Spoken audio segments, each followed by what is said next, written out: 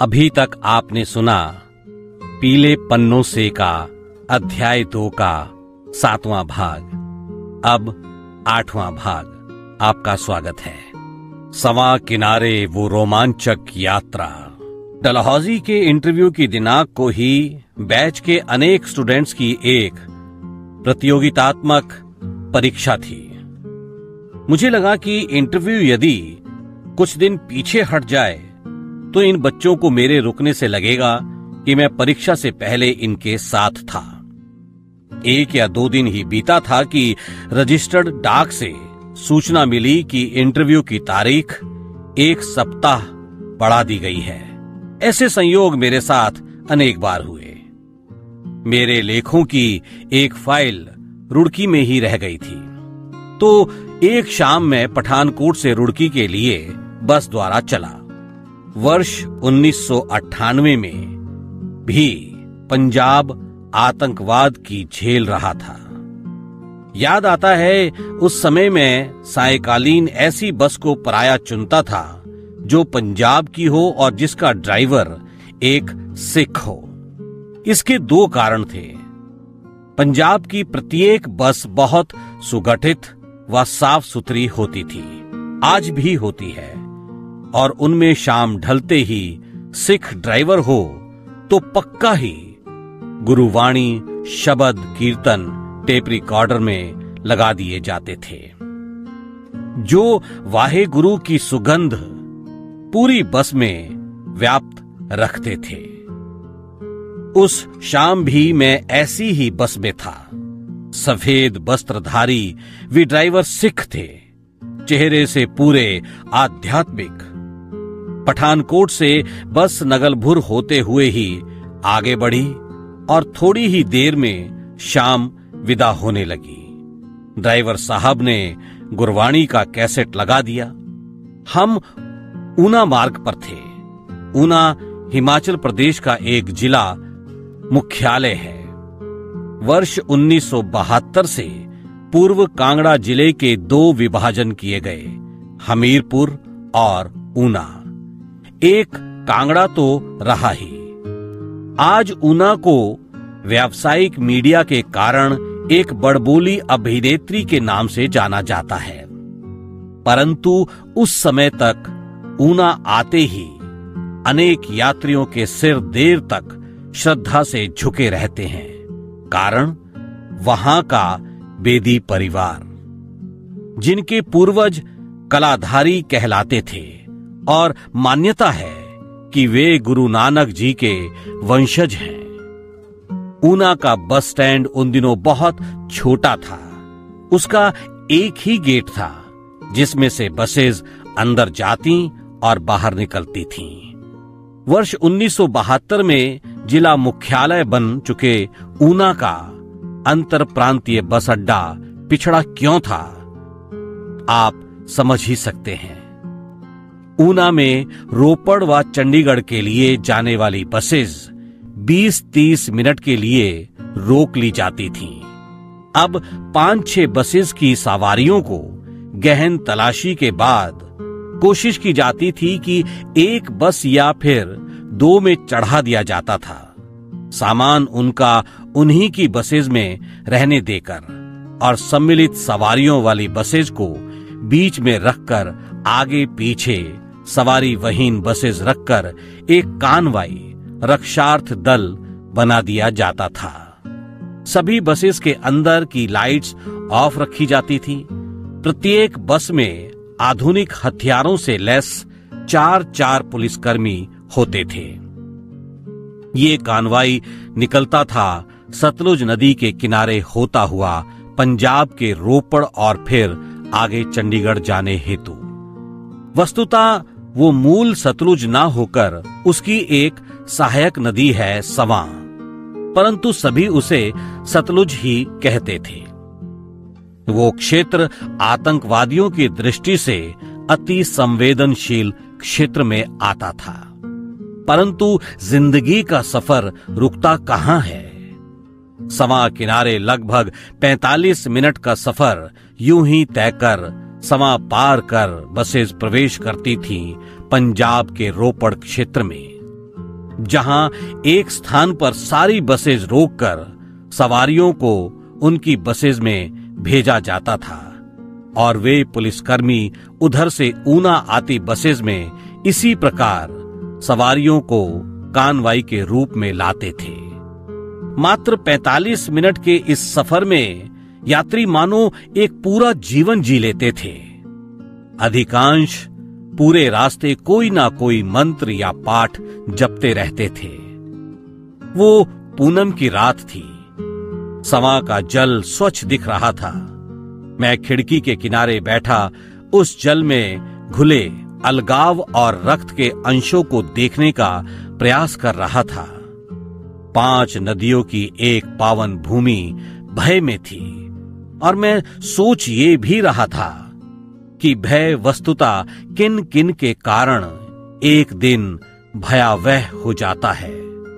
रुड़की आया, मैं एक दिन के लिए ही था, लेकिन पता चला कि परिवार के लोग बद्रीनाथ जाने की तैयारी में हैं। ये एक अवसर था। मैंने स्कूल फोन किया तो प्रिंसिपल बोली, हो ही आओ। वो एक त्वरित व सुखद यात्रा थी। मैं बद्रीनाथ होकर ही अपने लेखों की फाइल लेकर नगलभुर लौटा, जहां से अब मुझे इंटरव्यू के लिए डलहौजी जाना था। इंटरव्यू के लिए पहुंचा डलहौजी। अंश आ। जिस दिन मैं रुड़की से नगलभुर लौटा, उसके 2 दिन बाद मुझे डलहौजी निकलना था, देश के एक नामी बोर्डिंग स्कूल में पीजीटी हिंदी के लिए इंटरव्यू देने। अगली शाम बैच के स्टूडेंट्स ने पूछा कि मेरा चयन यदि वहां हो गया तो क्या मैं चला जाऊंगा। उनका आशय अपने शेष बचे लगभग 2.5 माह के कोर्स से था। उनके इस प्रश्न का मात्र उत्तर ही नहीं, निज निर्णय भी मैं बस में रुड़की से आते हुए तय कर चुका था।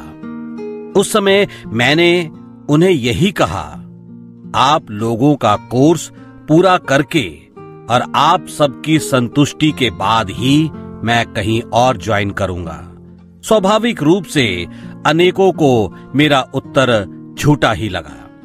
2 दिन बाद मैं पठानकोट से बस द्वारा सुबह डलहौजी के लिए निकला। अगली सुबह 9 बजे बोर्डिंग स्कूल में इंटरव्यू होना था। कुकड़ू भी बनीखेत जाने के लिए साथ था और उसकी ये इच्छा थी कि मैं डलहौजी ना जाकर बनीखेत ही उसके घर रुकूं। डलहौजी में बोर्डिंग स्कूल ने अपना ही कैंपस में रुकने की व्यवस्था की थी। सो मैंने डलहौजी का ही टिकट लिया और कुकड़ू से कहा कि मैं यदि एक दिन और रुका तो जैसा भी संभव होगा उसके घर अवश्य आऊंगा। NH 154A पर पठानकोट से लगभग 83 किलोमीटर पर डलहौजी है, उससे 7 किलोमीटर पहले बनीखेत। उन दिनों पठानकोट से डलहौजी की बस यात्रा लगभग 4 घंटे की थी, जिसमें लगभग 30 मिनट का निश्चित रुकना दुनेरा, जो पंजाब में आता है, में होता था।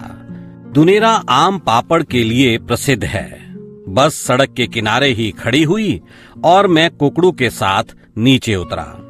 कुकड़ू ने मुझे बताया कि दुनेरा के आसपास के गांवों से आम पापड़ तैयार होकर दुनेरा आता है, जिसे दुकानदार गांव वालों से खरीदे गए से कहीं अधिक मूल्य पर पर्यटकों को बढ़िया पैकिंग के साथ बेचते हैं। मीठा, नमकीन व खट्टा 3 प्रकार के आम पापड़ों के ढेर दुकानों पर लगे हुए थे।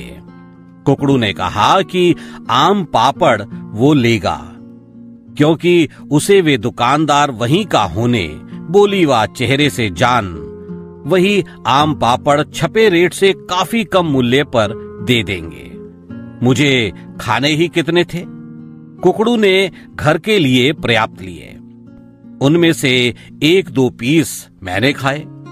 दुनेरा से आगे शुरू हुआ हिमाचल प्रदेश का चंबा क्षेत्र, जो पहले वह अपने लोगों के अप्रतिम सौंदर्य के लिए विश्व प्रसिद्ध है। डलहौजी को सन 1854 में वायसराय लॉर्ड डलहौजी ने बसाया था, क्योंकि उसे ये क्षेत्र अपने ग्रीष्मकालीन प्रवास के लिए भा गया था।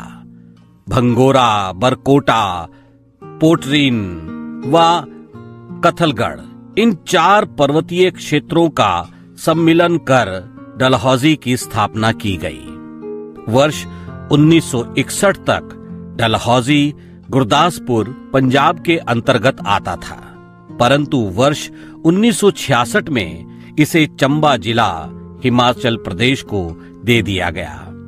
लगभग 1 बजे बस बनीखेत पहुंची, जहां सरकारी पावर प्रोजेक्ट में कार्यरत कुकड़ू के पिताजी को फ्लैट मिला हुआ था कॉलोनी में। कुकड़ू ने अपने घर का फोन नंबर मुझे दिया और बनीखेत उतर गया। यहां से 7 किलोमीटर दूर बस ने डलहौजी में प्रवेश किया। मैं भारत के अनुपम पर्वतीय पर्यटन स्थलों में से एक डलहौजी में खड़ा था। मई के अंतिम सप्ताह में धुंध छाई थी। वहां सर्दी जैसी चुभती ठिठुरन तो नहीं थी, लेकिन मैदानों से आए पर्यटकों में से अधिकांश सर्दी के परिधान पहने घूम रहे थे। एक कुली से बोर्डिंग स्कूल का रास्ता पूछ मैं अंततः स्कूल पहुंचा। इंटरव्यू के लिए कुल 7 लोगों को बुलाया गया था। उनमें से 3 आसपास से ही अगले दिन आने वाले थे। 4 दूर से आए थे जो आ चुके थे। उनमें से एक मैं था। हमें छोटे छोटे परंतु अति सुंदर कमरों में ठहराया गया। सामान्य परिचय व भोजनोपरांत मैं अगले दिन के इंटरव्यू की तैयारी में जुट गया। इंटरव्यू के लिए पहुंचा डलहौजी, अंश ब। डिनर पर हम तीनों कैंडिडेट पुनः मिले। उनमें से एक बहुत दम्भी था, स्पेशल एटीट्यूड वाला। उसने हमारा इंटरव्यू शुरू कर दिया। दूसरा भाई, जो बहुत गंभीर लग रहा था, उसके प्रश्नों के उत्तर देता रहा। मिस्टर एटीट्यूड मुझ पर कूदा, तो मैंने ये कहकर झटक दिया, हम आपको नहीं, स्कूल को इंटरव्यू देने आए हैं। वो फिर अपने बारे में चालू हो गया। मैंने इतनी पढ़ाई की, मेरा एक्सपीरियंस ये है, आदि आदि। उन दोनों को डाइनिंग हॉल में बैठा छोड़ मैं रूम में आ गया। इंटरव्यू के अन्य पॉइंट्स छोड़ दूं तो अनुभव की दृष्टि से मैं एक कमजोर कैंडिडेट था। मेरा कुल टीचिंग अनुभव था ही कितना, लगभग 8 माह। बस इतना बोर्डिंग स्कूल इसे मेरा बड़ा माइनस पॉइंट तो मानेगा ही। अभी मैं ये सोच ही रहा था कि मेरा डोर नॉक हुआ। खोला तो वो गंभीर वाला कैंडिडेट था। अंदर आकर वो बेड पर रजाई में पैर कर बैठ गया। उसने मुझे बताया कि वो पंजाब के एक गांव से है और वहीं पास के ही एक कस्बे के स्कूल में पढ़ाने का अनुभव उसे है। उसने बताया कि वो माता पिता की एकमात्र संतान है और उसके पिता आतंकवादियों द्वारा मारे जा चुके हैं। उसने कहा, आप यूपी से हैं तो हो सकता है कि साक्षात्कार में आपके अंक भाषा के आधार पर मुझसे अधिक हो जाएं, लेकिन आप यदि यहां नियुक्ति ना लें तो संभवतः मैं चयनित हो जाऊं, जो मेरे ही नहीं, इस समय मेरी मम्मी के लिए भी बहुत आवश्यक है। मैंने कोशिश कर यहां उसके संवाद को उसी के शब्दों में देने का प्रयास किया। ऐसी भाषा मैंने पंजाब या हिमाचल प्रदेश में पहली बार सुनी थी। मुझे उसकी भाषाई प्रतिभा स्पष्ट दिखी और उसकी पारिवारिक आवश्यकता भी। उसका भय निर्मूल था, लेकिन किन्हीं अनुभवों पर था और सबसे बढ़कर आवश्यकता जन्य था। उसने मुझे ये भी बताया कि उसका एक मित्र इस स्कूल में ऑफिस में कार्य करता है। उसके अनुसार इंटरव्यू यहां बहुत स्तरीय ही लिए जाते हैं। मुझे लगा जो वो सोच रहा है वो तो नगलभुर में मेरे बैच के स्टूडेंट्स भी सोच रहे थे। भविष्य अज्ञात था और कुछ जुलाहे लठ लिए खड़े थे। मैं एक लठ विहीन जुलाहा वहां सच कहकर भी शक के घेरे में था, तो सोचा इसे कुछ कहकर बात को विस्तार क्या देना। मैंने उसे उसके रूम में जाने को कहा। सच यही है कि डलहौजी में यदि सिलेक्शन हो जाता है तो क्या करना है, इसका निर्णय मैं अपने प्रकाशन की फाइल रुड़की से नगलभुर लाते ही कर चुका था। मैंने ये निर्णय ले लिया था कि सिलेक्शन की स्थिति में मैं 2 माह का समय ज्वाइनिंग के लिए मांगूंगा और उन 2 माह में बैच का कोर्स पूरा कराकर डलहौजी आ जाऊंगा। आज ये पंक्तियां लिखते हुए सोच रहा हूं कि मैं कितना अपरिपक्व था तब। ये आज से लगभग 22-23 वर्ष पहले की बातें हैं। मैं कौन हूं? क्या मैं हूर की परी था कि वो सुप्रसिद्ध स्कूल रूपी प्रेमी मेरी प्रतीक्षा करता? दूसरी बात जुलाहों की तो छोड़ो, अभी तक तो कपास भी हाथ नहीं लगी थी। इंटरव्यू के लिए सोचता हुआ मैं निंद्रा की गोदी में चला गया। इंटरव्यू के लिए पहुंचा डलहौजी। अंश स। अगले दिन ब्रेकफास्ट कर हम तीनों इंटरव्यू के लिए एक रूम में पहुंचे। एडजॉइनिंग रूम जैसा था वो कक्ष, जिसके अंदर के एक बड़े कक्ष में इंटरव्यूज होने थे। अन्य 4 कैंडिडेट हमसे पहले ही वहां विराजमान थे। नियत समय 9 बजे अंदर से आकर एक सज्जन ने सूचित किया कि हम सभी डेमोस्ट्रेशन के लिए तैयार रहें। ये सुनते ही हम में से 5 मुझे व उस रात को मेरे रूम में आने वाले को छोड़ भड़क गए। कॉल लेटर इंटरव्यू के लिए था। इसी बात को लेकर वे अंदर की ओर गए और फिर वहां से जोर जोर की आवाजें आने लगी। वो मेरे पास वाला भाई तनिक विचलित हुआ, लेकिन संयत ही रहा। मैं निर्लिप्त। अंदर हल्ला बंद हुआ। वे 5 बाहर आकर बैठ गए। तभी अंदर से उन्हीं सज्जन ने आकर कहा कि जो डेमोस्ट्रेशन नहीं देना चाहता वो स्कूल से जा सकता है। कोई नहीं गया।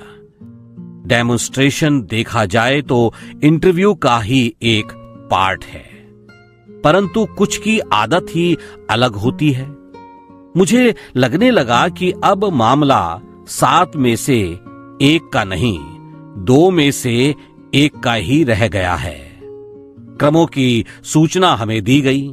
मेरा तीसरा व उस पंजाब वाले जो रात को रूम में आया था का 6 नंबर था। आगे बढ़ने से पूर्व बोर्डिंग स्कूल्स में अध्यापन व जीवन शैली के साथ उन स्कूल्स के समग्र कल्चर का परिचय देना अपरिहार्य है। देश के बोर्डिंग स्कूल्स या तो अंग्रेजी काल के स्थापित हैं या फिर स्वतंत्रता के बाद देश के धनाढ़ वर्ग द्वारा। इन स्कूल्स में एक टीचर को टीचिंग के अतिरिक्त अनेक उत्तरदायित्व संभालने होते हैं, जिनमें प्रेप ड्यूटी, स्टूडेंट्स जब होमवर्क करें तो उनके संग क्लास या डोरमेट्री में रहना, गेम्स ड्यूटी, विभिन्न सोसाइटीज जैसे डिबेट, प्ले, पोएम आदि का इंचार्ज व एकाधिक स्टूडेंट का मेंटर आदि होना सम्मिलित है। ब्रेकफास्ट से डिनर तक सब फ्री। किसी किसी में वाइफ व बच्चों तक का भोजन आदि फ्री व 2 बच्चों की 12वीं तक की शिक्षा फ्री। हैंडसम सैलरी के साथ अंग्रेजियत का पूरा माहौल। हिंदी टीचर से क्लास के अतिरिक्त अंग्रेजी में ही बोलने की अपेक्षा व अनेक में आदेश भी। सब अनुशासनबद्ध, मिलिट्री की तरह। अब ऐसे टीचर को चुनने के लिए कितनी तकड़ी स्क्रीनिंग की जाती होगी, इसका अनुमान लगाया जा सकता है। हिंदी टीचर का इन स्कूल्स में कितना अधिक महत्व है, ये वर्ष 2009 में सरकारी पत्रिका आज कल में सविस्तार छपे मेरे लेख में वर्णित है। हम सभी का डेमोन्स्ट्रेशन समाप्त हो चुका था। उन 5 दंगाइयों को डेमोन्स्ट्रेशन के बाद स्कूल से जाने को कह दिया गया। इंटरव्यू के लिए बचे मैं और वो रात को रूम में आने वाला भाई। मुझे पहले बुलाया गया। पहला ही प्रश्न, आप सब एडिटर की पोस्ट छोड़कर टीचिंग में आए, अभी टीचिंग एक्सपीरियंस भी कुछ खास नहीं, तो आप ही बताएं क्यों सेलेक्ट किया जाए आपको। वे 5 लोग थे, विशुद्ध एकेडमिक लुक के और प्रखर। मैंने उत्तर दिया, सब एडिटर के रूप में मैं न्यूज का सिलेक्शन करता था, उन्हें एडिट और कई बार रीराइट भी करता था, और एट लास्ट उनका मेकअप भी। मुश्किल ये थी कि वहां किसी भी स्पेशल खबर को छूने से पहले किसी और की परमिशन लेनी होती है, और उस किसी और को किसी और की जो बेनिफिट के हिसाब से तय करता था न्यूज का पब्लिश होना। तो मैं टीचिंग में आया क्योंकि यहां क्लास मेरी अपनी है। वे सब चुप रहे और मुझे पब्लिश्ड वर्क दिखाने को कहा। मैंने उन्हें अपनी आर्टिकल्स की फाइल्स, दरअसल रजिस्टर जिनमें मेरे छपे लेखों की कटिंग्स हैं, सौंप दी। उस समय तक मेरे लगभग 300 लेटर टू एडिटर छप चुके थे। इनके अतिरिक्त राष्ट्रीय पत्र पत्रिकाओं में 150 से अधिक लेख व एक काव्य संग्रह का संपादन। उन दिनों हिंदी का हिंदुस्तान दिल्ली से प्रकाशित होता था और उसमें छपने वाले लेटर टू एडिटर पूरे देश में एक ही होते थे, जो बड़ी रुचि से पढ़े जाते थे। इंटरव्यू बोर्ड में से 2 ने कहा कि उन्होंने मेरे लेटर्स पढ़े हैं। इसके बाद कुछ सामान्य सी बातें पूछकर मुझे बाहर जाकर वेट करने को कहा गया। पंजाब वाला भाई गया व थोड़ी देर में वो भी बाहर आकर बैठ गया, ये कहते हुए कि आपको अंदर बुलाया है, मुझे वेट करने को कहा गया है। मैं अंदर गया तो उन्होंने सीधा प्रश्न किया, आप सैलरी कितनी एक्सपेक्ट करते हैं? मैंने जितनी कही उससे उस समय 2000 रुपए कम कर उन्होंने कहा कि 3 माह बाद आपको उतनी मिलेगी जितनी एक्सपेक्टेशन है आपकी। अब बात आई ज्वाइन करने की। मैंने साफ कहा मैं लगभग 2 महीने बाद ही ज्वाइन कर पाऊंगा। कारण पूछे जाने पर मैंने बता दिया कि जिस बैच को मैं पढ़ा रहा हूं उसका कोर्स पूरा कराना है और आर्मी स्कूल के रिजल्ट के अलावा अन्य फॉर्मेलिटीज भी हैं। सच ये है कि आर्मी स्कूल की कोई बंदिश नहीं थी। वहां तो मैं रिजाइन की सूचना का प्री इंफॉर्मेशन लेटर दे ही चुका था। मेरे मन में मात्र और मात्र बैच के बच्चे थे। मुझे पता था कि वे मानसिक रूप से तैयार थे कि डलहौजी सिलेक्शन होने पर मैं क्रूरता पूर्वक उन्हें झटक दूंगा। मेरे ऐसा ना करने के आश्वासन को भी उन्होंने झूठ ही माना था। परंतु मैं जो कुछ अब कर रहा था वो निर्णय पहले ही ले चुका था। इंटरव्यू के एक बुजुर्ग मेंबर जिन्होंने मेरे लेटर टू एडिटर पढ़े थे ने मुझे समझाया, आप थोड़ा प्रैक्टिकल होकर डिसीजन लीजिए, ऐसे स्कूल बार बार नहीं मिलते। मैंने कहा मैं प्रैक्टिकल होकर ही निर्णय ले रहा हूं, बस आपके और मेरे कंक्लूजन भिन्न हैं। वे 15 दिनों तक मान गए। मुझे भी लगा 2 माह का प्रश्न ही नहीं था, कोई वेट करे। 15 दिनों से असमर्थता जताकर मैं थैंक्स कहकर उठने लगा तो बोर्ड के एक मेंबर ने पूछा, जो बाहर वेट कर रहे हैं, रात उनसे क्या बात हुई?